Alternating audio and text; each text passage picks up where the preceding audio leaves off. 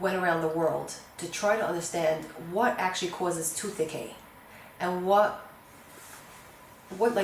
causes tooth health.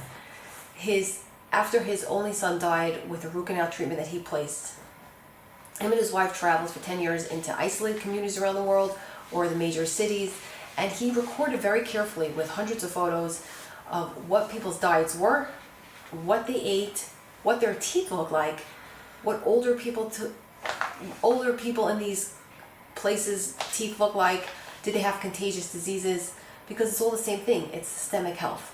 And what he found is that the people in isolated communities that ate the native diet of food that was accessible to them, because in every area people have food that's accessible to them.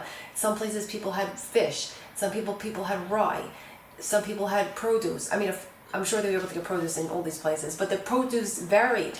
People were able to have access to dairy. The main thread in common with people who had beautiful teeth, no crowding in their teeth, nice developed upper arches, no contagious diseases.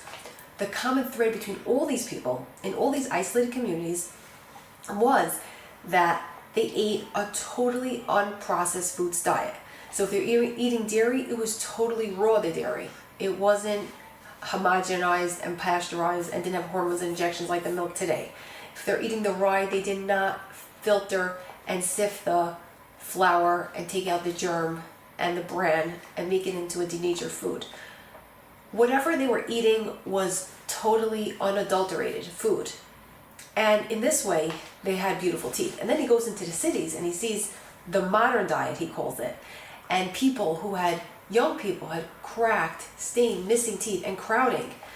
And it's really clear that it's from the diet of eating processed grain, processed sugar, processed food.